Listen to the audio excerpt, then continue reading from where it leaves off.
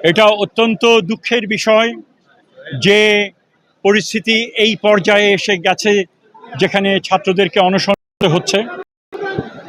তারা চাইছে এখনই আমরা ঘোষণা দিই যার মাধ্যমে তারা অনশন শেষ করতে পারে।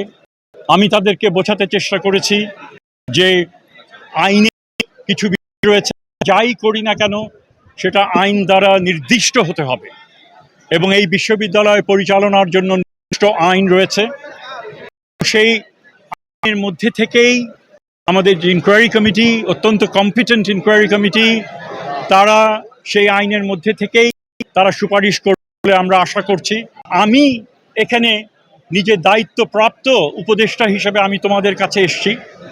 আমি তোমাদেরকে বলতে পারি যে সিদ্ধান্ত হবে, যে রিকমেন্ডেশন হবে, সেটা আমরা বিবেচনা করে যে সিদ্ধান্ত আমরা নেব সেটা অতি দ্রুত সেই সিদ্ধান্ত আমরা বাস্তবায়ন করব। এবং আমি এটাও তাদের সাথে একমত হয়েছি যে তোমাদের এই যে একটা সন্দেহ, এটা অত্যন্ত বাস্তব ভিত্তিক সন্দেহ, কিন্তু আমি কি দাবি করব তার উপরে না, আমার কাজ দেখে তোমরা তখন জাজ করো যে ওই প্রতিশ্রুতি আর এই প্রতিশ্রুতির মধ্যে কোনো পার্থক্য হবে কিনা। প্রায় 2 দিন ধরে আমরা অনশন করছি এবং আমাদের অনশন করাটা আমাদের অলরেডি 5 জন শিক্ষার্থী হচ্ছে যে মধ্যে 2 জন শিক্ষার্থীকে হচ্ছে বাসায় পাঠানো হয় আর 3 জন শিক্ষার্থীকে হচ্ছে গিয়ে হসপিটালাইজ করা হয়। 18 তারিখে তারা ভিসিকে দাবিটা জানিয়েছে, যদি এতটুকু বলতো স্যার আমরা ভিসিকে বলেছি ক্যাম্পাসের জন্য এই কোনো রাজনৈতিক দল বা কোনো একটা সংগঠন মিছিল না করতে পারে, তার ব্যবস্থা আমরা ভিসিকে জানিয়েছি, ভিসি শুনছে না, তাহলে আপনারা একটু ব্যবস্থা করেন, তাহলে আমি ভিসিকে দৌড়িয়ে যেতাম।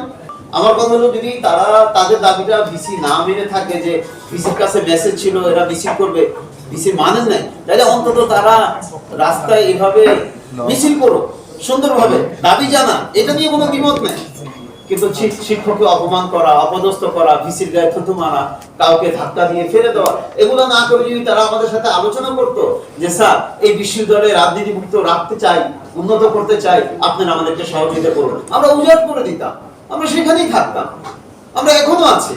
10 জন ছাত্র মিছিল করছে, আপনারা হয়তো মেসেজ করে দিচ্ছেন কুয়েট এখন খুব উত্তাল, কুয়েটে 7000 স্টুডেন্ট, তো এই জন্য আপনারা যেটা জাস্টিস এটা বলবেন, আমার ভুল হলে আমাকে ধরিয়ে দিবেন, ভাইস চ্যান্সেলর ভুল হলে আমাকে ধরিয়ে দিবেন, ছাত্রদের ভুল হলে সেগুলো ধরিয়ে দিবেন। আপনারা কখনোই এক পেশা এক পক্ষ হয়ে কথা বলবেন না, বরঞ্চ দেশ এগিয়ে যাক, বিশ্ববিদ্যালয় এগিয়ে যাক, এটাই যাক। এখন ভিসির পদত্যাগের বিষয়টা এটা সরকারের সিদ্ধান্ত। আমাদের বক্তব্য হলো, ভিসি যদি অন্যায় করে তাইলে ওনারা ছাত্রদের পক্ষ শুনুন, ভিসির কাছ থেকে শুনুন, শিক্ষকদের কাছ থেকে শুনুন, 3 পক্ষের বক্তব্য শুনে যদি মনে করে এখানে ভিসি দোষী, তাহলে ভিসিকে অপসারণ করে দিন।